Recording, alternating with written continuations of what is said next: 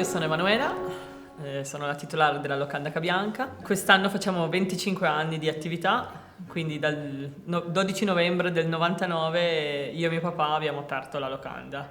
Allora mia sorella Chiara non c'era ancora perché era piccola, aveva 10 anni. Sì.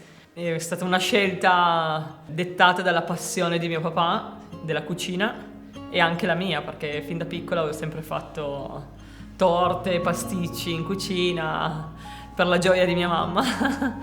Quando poi ho deciso di avere una famiglia, ho detto devo fare una scelta, e la scelta è stata fatta quella di chiudere il sabato sera e la domenica. La gente dice solo dal lunedì al sabato, solo a pranzo. In realtà è un lavoro faticoso anche solo a pranzo, perché poi noi abbiamo le camere, quindi si inizia il mattino presto con le colazioni e facendo le preparazioni in cucina tutte noi si finisce comunque pomeriggio tardo, quindi è una bella giornata piena di lavoro. Io quando i miei genitori e mia sorella hanno aperto ero piccolina e mi ricordo che salivo al piano di sopra dalla nonna la sera quando loro lavoravano e scendevo quando mio papà faceva lo zabaglione. Da lì è nata un po' la mia curiosità verso i dolci. In realtà io facevo solo le elementari, quindi poi ho fatto le medie, le superiori, un percorso artistico perché a me piace molto la vena artistica, e poi ho deciso di fare tutt'altro, ho fatto ingegneria, ma ho sempre lavorato e studiato, e finiti gli studi ho deciso che questo era il lavoro che mi piaceva restare qua in famiglia con mia sorella, ed era un lavoro che comunque mi avrebbe permesso di avere una famiglia e stare vicino a casa.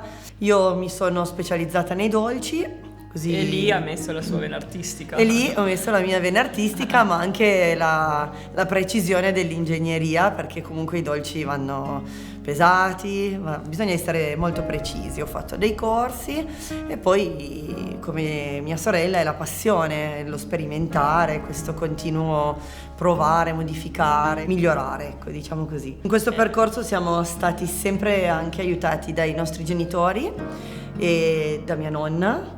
Mia nonna è stata qui fino, diciamo, al Covid in cucina con noi, ha sempre pelato patate, fatto cipolle ripiene, e lei è quella che ci ha dato la ricetta delle ravioles. Poi purtroppo gli anni passano, una persona che comunque adesso ha 100 anni, quindi è un soggetto fragile, ecco, diciamo così.